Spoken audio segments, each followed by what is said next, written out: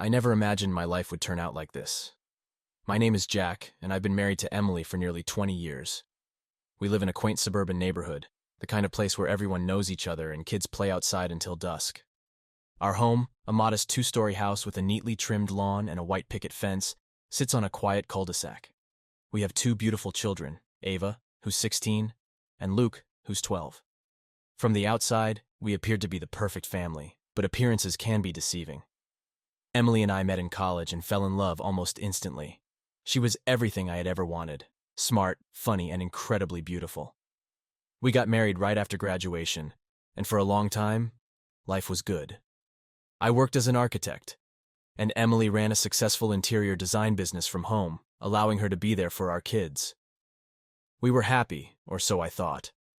Our small town, nestled between rolling hills and a shimmering lake, seemed like the ideal place to raise a family. Neighbors greeted each other with smiles, kids rode their bikes up and down the streets, and on weekends, families gathered for barbecues and block parties. It was a tight-knit community, where secrets were hard to keep, and everyone looked out for one another. Emily and I had always been a team. We shared the responsibilities of raising our children, managing our home, and supporting each other's dreams. We had our ups and downs, like any couple, but I believed we had a strong foundation. Our love for each other and our commitment to our family kept us going through the tough times. Little did I know the foundation of our marriage was beginning to crack, and the life I had worked so hard to build was about to crumble. The signs were there, subtle at first, but I was too blinded by my trust in Emily to see them. It wasn't until it was too late that I realized how deep the betrayal ran and how much damage had been done. Our story, like so many others, started with love and hope. But what followed was a tale of deception, heartbreak, and ultimately, the quest for revenge. This is my story, and it begins with the moment my suspicions first took root, leading me down a path I never thought I'd have to walk. It began subtly, almost imperceptibly. Emily started working late more often, her phone glued to her hand, always turned away from me. She had always been busy with her interior design projects, but recently, her absences became more frequent, and her explanations more vague. She would come home late, claiming she was meeting with clients or attending industry events. At first, I believed her. Why wouldn't I? Emily had always been devoted to her work, and I admired her dedication. But soon, I began to notice inconsistencies in her stories. One evening, she came home later than usual, her face flushed, a faint smile playing on her lips. When I asked her about her day, she hesitated before saying she had met an important new client. There was something in her eyes, a flicker of something unspoken, that set my nerves on edge. I dismissed it as my imagination, a symptom of my overactive mind after a long day at work. But the seed of doubt had been planted. Over the next few weeks, Emily's behavior grew more erratic. She became distant, often lost in thought, her eyes glazing over during our conversations. Our once vibrant and passionate relationship started to feel hollow. We would sit at the dinner table with Ava and Luke, engaging in polite small talk, but the warmth between us had faded. I would catch her glancing at her phone, quickly turning it off whenever I walked into the room. One Saturday afternoon, while cleaning the house, I found a receipt for a high-end restaurant tucked away in her purse. It was dated on a night she had claimed to be working late. My heart sank as I stared at the receipt, the elegant script of the restaurant's name mocking me. Emily had always been careful with her finances, and such a splurge was out of character unless it was for a special occasion. I knew then that something was wrong, but I didn't want to jump to conclusions without more proof. That evening, I tried to confront Emily subtly, asking her how her project was going and if she had any new clients.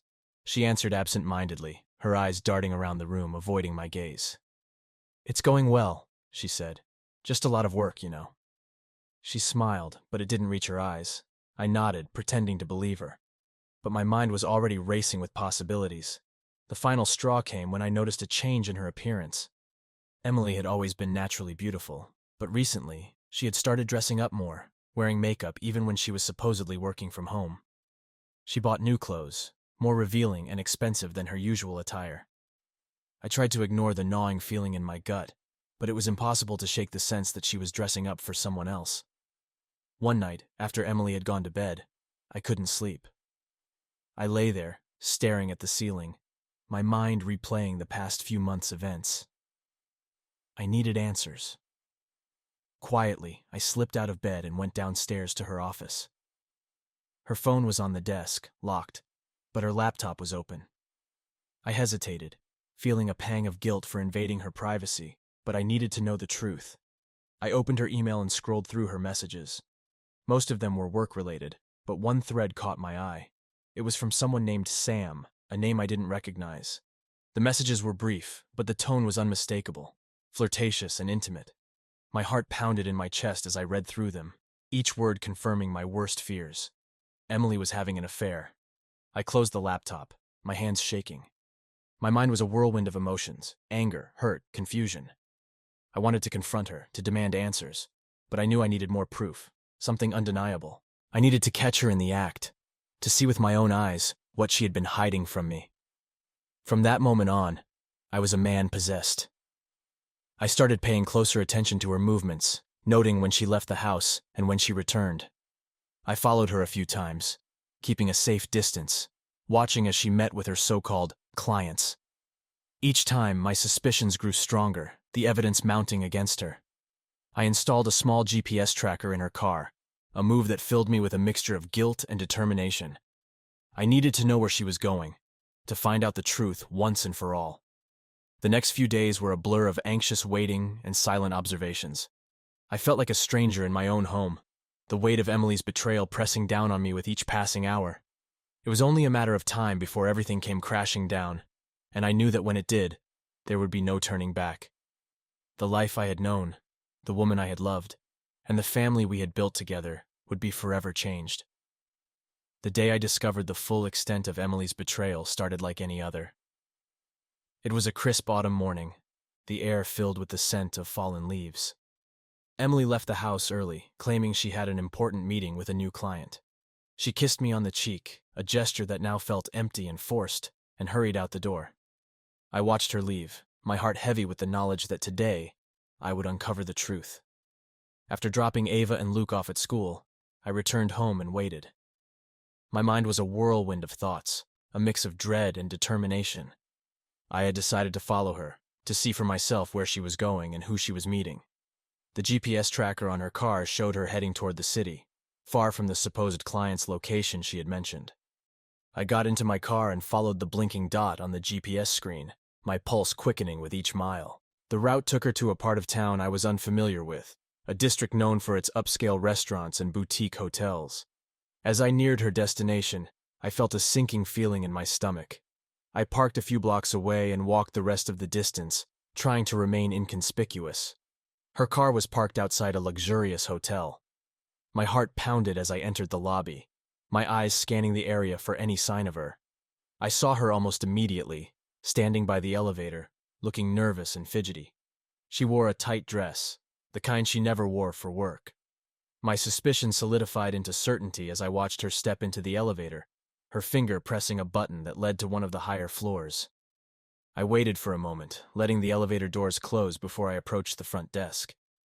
My mind raced as I concocted a story, pretending to be a guest who had misplaced his key. The receptionist, a young woman with a kind smile, handed me a key card after I gave her a plausible room number. I took the card and headed toward the elevator, my hands shaking. I stood outside the room I had guessed, my heart pounding in my chest. I could hear voices inside, muffled but unmistakably intimate. Taking a deep breath, I slid the keycard into the lock and pushed the door open. The scene that greeted me was like a punch to the gut. Emily was in bed with a man I didn't recognize. They were tangled in the sheets, their bodies pressed close together. She was laughing, a sound that used to bring me joy but now felt like a knife twisting in my heart. The man was whispering something in her ear, his hand caressing her bare skin. The sight of them together, so comfortable and intimate, made my blood boil. "Emily," I said, my voice barely above a whisper. She looked up, her eyes wide with shock and fear. She scrambled to cover herself, but it was too late. The damage was done. The man, who I now recognized as Sam from her emails, jumped out of bed, hastily pulling on his clothes. "Jack, I can explain," Emily stammered, her face pale. "Explain?" I laughed bitterly. "Explain what? That you've been lying to me? That you've been fucking him behind my back? Please, Jack, it's not what it looks like," she pleaded, her voice shaking. It's exactly what it looks like, I said, my anger boiling over. You've been cheating on me, lying to me and our kids. How long, Emily? How long has this been going on? Sam tried to intervene, stepping forward with his hands raised. Look, man, we didn't mean for this to happen. It just did. Stay out of this, I snapped, my eyes locked on Emily. I want to hear it from her. Tears streamed down her face as she finally broke down. It's been a few months, she admitted. I never meant for you to find out like this. I never wanted to hurt you. Well, you did, I said, my voice cold. You hurt me more than I ever thought possible. The room fell silent, the weight of her betrayal hanging heavy in the air. I turned and walked out, not wanting to hear any more of her lies. As I made my way back to the car, my mind raced with thoughts of revenge, of making her pay for the pain she had caused. I drove aimlessly for hours, trying to process what I had just witnessed. My life, my marriage, everything I had believed in was a lie. Emily's betrayal had shattered my world, and there was no going back. The only thing I knew for certain was that I couldn't let her get away with it. She needed to face the consequences of her actions, and I was determined to make that happen. When I returned home that evening, the house was quiet. Emily was waiting for me in the living room, her eyes red and swollen from crying. She looked up as I entered, her expression a mixture of fear and desperation. For a moment I simply stood there, staring at the woman I had once loved so deeply, now a stranger. Jack, please, we need to talk, she began, her voice trembling. Talk? I said, my voice dripping with sarcasm. About what, Emily? About how you've been screwing another man behind my back. About how you lied to me, to our children. What is there left to say? I know you're angry, she pleaded, stepping closer, but I held up a hand to stop her. Angry? You have no idea, I snapped. I trusted you, Emily. I trusted you with everything, and you betrayed me. She sank onto the couch, her body racked with sobs. I never meant for it to go this far. I was lonely, Jack. You were always working, and I felt so alone. That's your excuse? I shouted, my anger boiling over. I was working to provide for us, for our family, and you repay me by sleeping with someone else? She buried her face in her hands, unable to meet my gaze. I know I made a mistake. I know I hurt you. But please, Jack, don't throw everything away. We can work through this. Work through this? I laughed bitterly. How do you expect me to work through this? You've destroyed everything. Our marriage, our family, everything we built together. Please, she whispered, her voice barely audible. I'm so sorry, Jack. I love you. I never stopped loving you. Love? I echoed, shaking my head. You call this love? You don't know the meaning of the word. At that moment, Ava and Luke walked into the room, their eyes wide with confusion and fear. They had heard our shouting and came to see what was happening. Dad, Mom, what's going on? Ava asked, her voice shaking. I took a deep breath, trying to steady myself. Kids, we need to talk, I said, my voice softening. Your mom and we've been having some problems. Problems? Luke repeated, looking from me to Emily and back again. Yes, Emily said, wiping her tears. But we love you both very much. No matter what happens, that will never change. Are you getting a divorce? Ava asked, her eyes filling with tears. Emily looked at me, her eyes pleading for mercy. I hesitated, not wanting to shatter their world any more than it already was. We don't know yet, I said finally. But no matter what happens, we will always be here for you. The kids clung to each other, their faces pale with fear. I felt a pang of guilt, knowing that they were the true victims in all of this.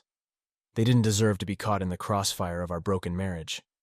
Go to your rooms, I said gently. We'll talk more tomorrow. They nodded and slowly walked upstairs, their shoulders slumped with the weight of uncertainty. I turned back to Emily, my resolve hardening. I want you to leave, I said, my voice cold and final. Leave, she echoed, her eyes widening. But where will I go?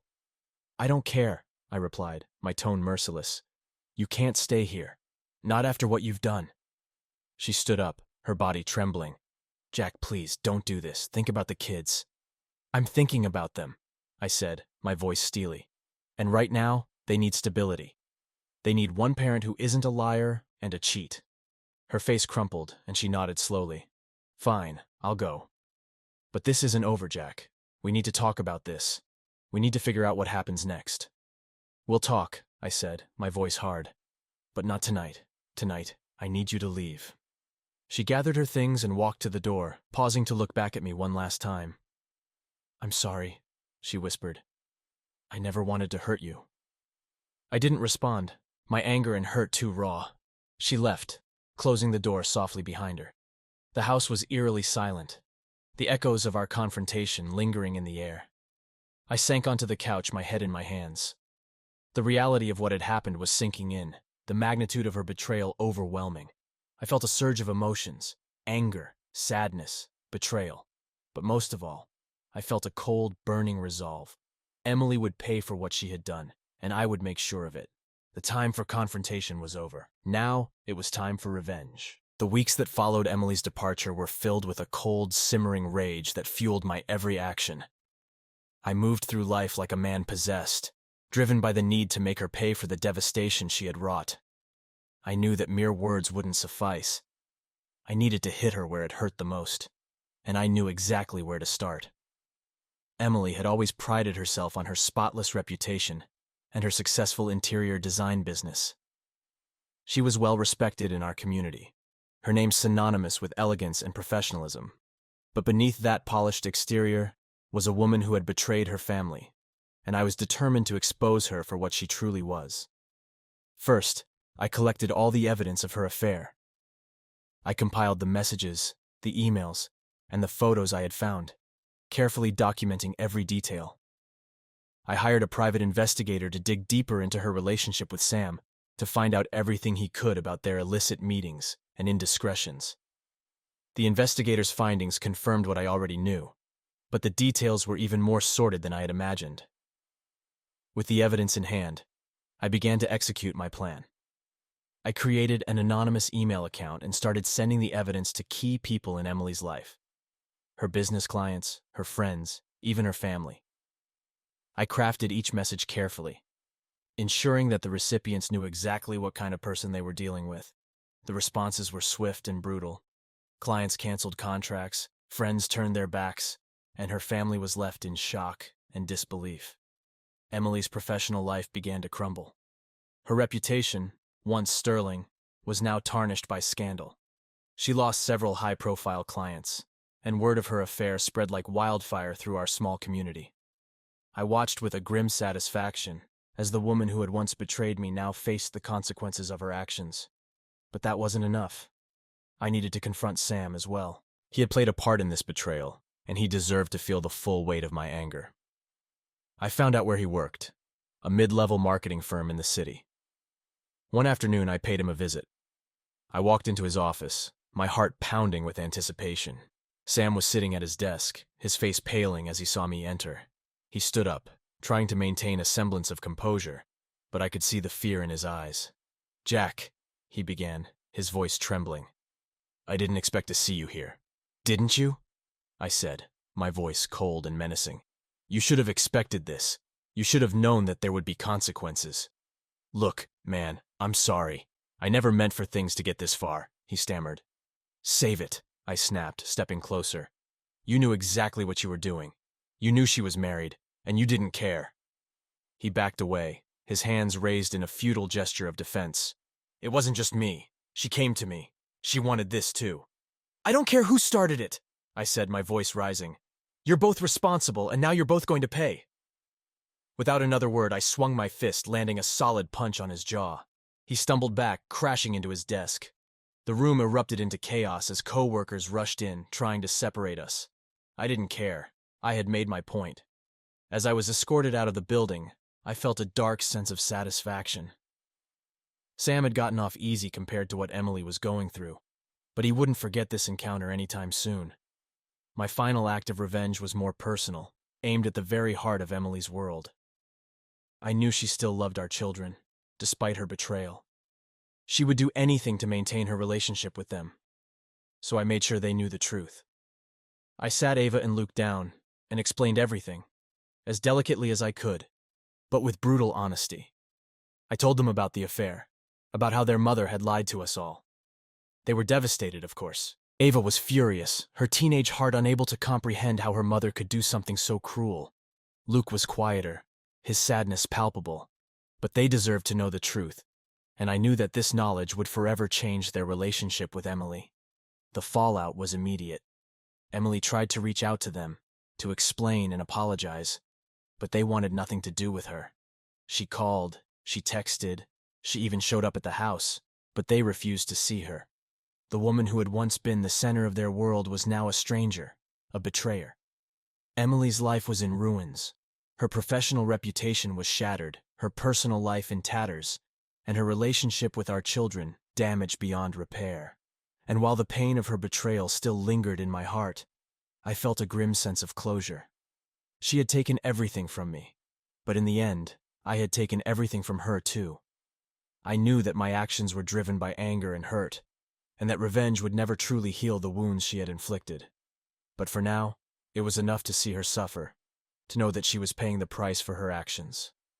The road ahead would be long and difficult, but at least I could face it knowing that I had reclaimed some measure of control over my life and my future. The days following my acts of revenge were a whirlwind of emotions and confrontations. Emily's persistent attempts to reach out became more frantic and desperate. Each message, each call, was filled with pleas for forgiveness, promises of change, and expressions of remorse. I ignored them all, my anger too raw, my resolve too firm. But I knew we couldn't avoid a final conversation forever. There were too many loose ends, too many things left unsaid. One evening, after putting Ava and Luke to bed, I sat in the living room, staring at the phone. Emily had called multiple times, her voicemails filled with desperate apologies. I decided it was time to hear her out, to confront her one last time and put an end to this chapter of my life. I dialed her number, my hand steady despite the turmoil inside me. She answered on the first ring. "Jack, please, can we talk?" Her voice was shaky, filled with an anguish that for a moment made me hesitate. "Yes, we need to talk," I said, my tone flat. "But this isn't about reconciliation, Emily. This is about closure." "Can we meet? Please, face to face," she pleaded. I agreed, setting the time and place. We met at a quiet park, the place where we had once spent countless afternoons with our children, the echoes of happier times haunting the stillness. She arrived first, sitting on a bench, her face pale and drawn. She looked up as I approached, her eyes red from crying. "Thank you for coming," she said softly. "Let's get this over with," I replied, not wanting to prolong the agony. She took a deep breath, struggling to find the right words. "I know I've hurt you, Jack. I've hurt you and the kids in ways I can't even begin to apologize for. But I am sorry. I never wanted any of this to happen." "Sorry?" I echoed, my anger flaring. "You think sorry is enough? You destroyed our family, Emily. You lied to me, to our children, and you expect me to just accept your apology? I know it's not enough," she whispered, tears streaming down her face. "But I'm lost, Jack. I don't know how to fix this. I don't know how to make things right." "You can't fix this," I said coldly. "There's no going back. You've made your choices, and now you have to live with the consequences." She looked at me, her eyes filled with desperation. "I still love you, Jack. Despite everything, I love you, and I miss our children. Please, let me be a part of their lives."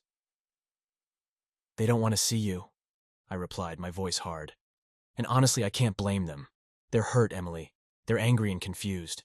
They don't understand how you could do this to us." "I want to make it right," she sobbed. "I want to be there for them, for you. I'll do anything, Jack. Just tell me what to do." "Leave us alone," I said, my words like ice. "Give us space to heal. If the kids want to see you, I won't stop them. But don't force yourself back into their lives. They need time to process this, and so do I." Her sobs grew louder, her body shaking with the force of her grief. "I can't lose you all," she cried. "I can't lose my family." "You already have," I said, my voice breaking. "You lost us the moment you decided to betray us." She covered her face with her hands, her cries echoing through the empty park. I stood there, feeling a mix of anger, sadness, and a strange sense of relief. This was the end of our life together, the end of the love and trust we had once shared.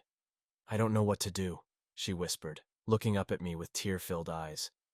Please, Jack, help me. Help me understand why I did this. That's something you need to figure out on your own, I replied, my voice softening despite myself. I can't help you, Emily. Not anymore. We stood in silence for a moment, the weight of our broken relationship hanging heavy in the air. Finally, I turned to leave, feeling her eyes on my back as I walked away. I didn't look back. I couldn't. The chapter of my life with Emily was closed, and it was time to start a new one. As I drove home, a sense of finality settled over me. The anger and hurt were still there, but there was also a glimmer of hope. Hope that, with time, I could rebuild my life and find happiness again. I thought of Ava and Luke, their faces filled with innocence and trust. They were my priority now, my reason to keep moving forward. When I got home, the house was quiet. I checked on the kids, finding them both sound asleep. I stood in the doorway, watching them for a moment, feeling a surge of love and determination. I would do whatever it took to protect them, to give them the stability and love they deserved. And as I turned off the light and closed their doors, I felt a sense of peace. The road ahead would be difficult, but I was ready to face it. For myself, and for my children. With the confrontation behind me, I focused on navigating the legal maze of divorce proceedings. Although I told Emily our talk wasn't about reconciliation, it was inevitable that we would have to sort out our lives legally. While I initially wanted to avoid any courtroom battles, Emily's subsequent behavior made it clear that this would be an unavoidable step. Emily, despite her earlier pleas for forgiveness, soon began fighting aggressively in the divorce. She contested every point, making unreasonable demands regarding finances and child custody. She seemed to think that if she could win in court, she might somehow salvage her shattered life. I knew I had to be prepared for the worst. I met with my lawyer, a tough and experienced woman named Rebecca, who had seen countless cases of infidelity and betrayal. She assured me that we had a strong case, and that she would do everything in her power to protect my interests and the well-being of our children. The trial was set for early spring. The days leading up to it were a blur of meetings with Rebecca, gathering evidence, and preparing for what was sure to be a contentious battle. Emily and I barely communicated, and when we did, it was through our attorneys. The house, once filled with laughter and warmth, felt cold and empty. On the morning of the trial, I stood in front of the courthouse, feeling a mix of anxiety and determination. I saw Emily arrive, flanked by her lawyer, looking pale and tense. We avoided each other's gaze, the pain of our shared history hanging between us like a dark cloud. The courtroom was a somber place, its wooden benches and high ceilings amplifying the gravity of the situation. I took my seat next to Rebecca, my hands clenched tightly in my lap. Emily sat across from me, her eyes fixed on the table in front of her. The judge, a stern-looking man with graying hair, called the court to order and began the proceedings.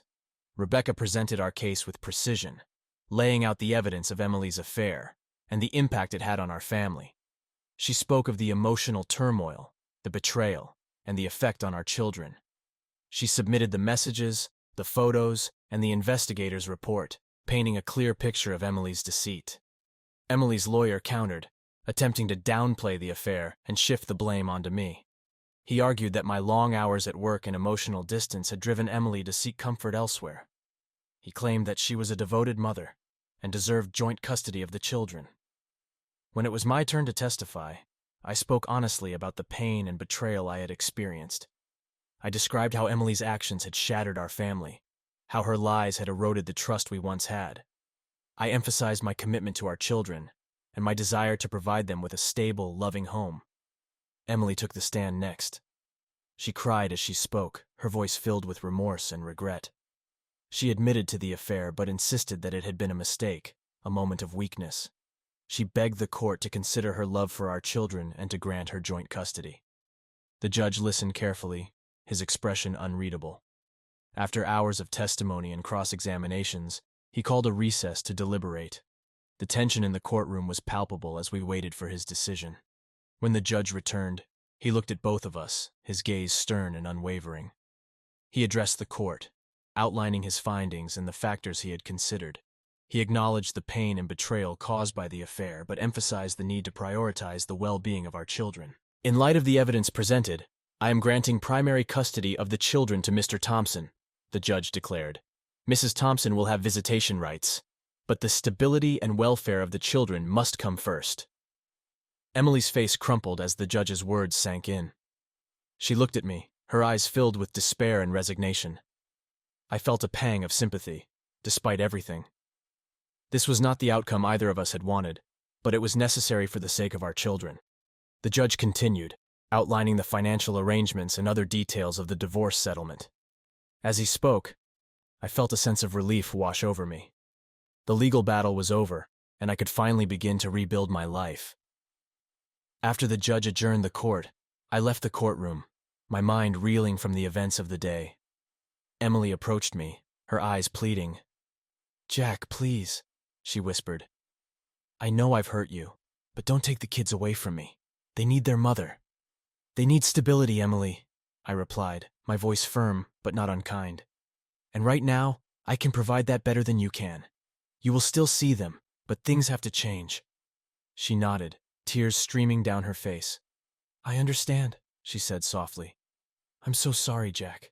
I truly am." I left the courthouse, the weight of the trial lifting from my shoulders. The road ahead would still be challenging, but at least now, there was a path forward.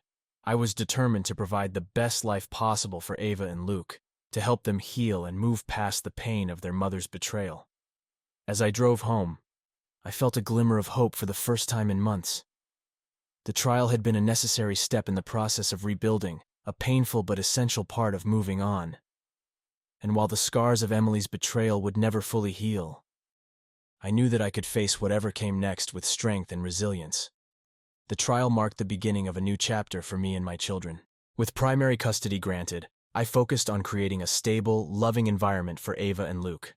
Our home, once filled with tension and uncertainty, began to feel warm and safe again. I poured my energy into being the best father I could be, helping my kids navigate the emotional fallout from the divorce. In the months following the trial, we settled into a new routine. I continued working as an architect, but I made sure to prioritize time with Ava and Luke. We established new traditions, weekly movie nights, weekend hikes, and family dinners where we shared our highs and lows. Slowly but surely, we started to heal. Emily, despite her initial resistance, honored the court's decision. She visited the kids regularly, and while our interactions remained tense, we managed to maintain a semblance of civility for Ava and Luke's sake. Over time, the anger and bitterness began to fade, replaced by a cautious respect for the roles we each played in our children's lives. One evening, as I was helping Luke with his homework, he looked up at me, his eyes filled with a wisdom beyond his years. "Dad, are you happy?" he asked, his voice gentle. The question took me by surprise. I paused, considering my answer carefully. "You know, buddy, I think I am," I said finally. "It's been a tough year, but having you and Ava with me makes everything worth it." He smiled, satisfied with my response, and returned to his math problems.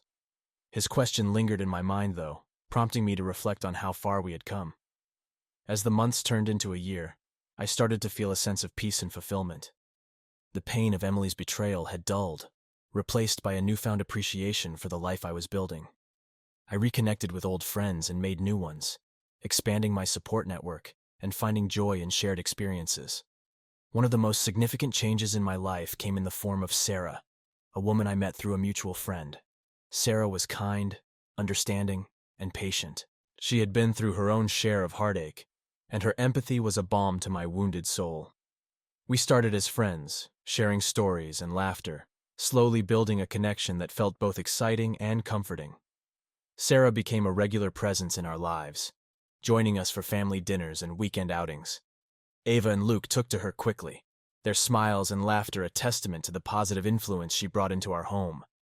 She never tried to replace their mother, but instead became a supportive, loving figure they could depend on.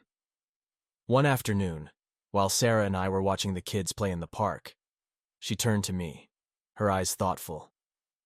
"Jack, do you ever think about the future?" she asked softly. I smiled, taking her hand in mine. "All the time," I replied. "For the first time in a long time, I feel hopeful about what's to come." We sat there in comfortable silence, watching Ava and Luke chase each other, their laughter echoing through the park. In that moment, I realized just how far we had come and how much I had learned from this experience. The betrayal and the pain had been overwhelming, but they had also forced me to grow, to reevaluate my life and what truly mattered. I had learned the importance of resilience, the strength of love, and the power of forgiveness.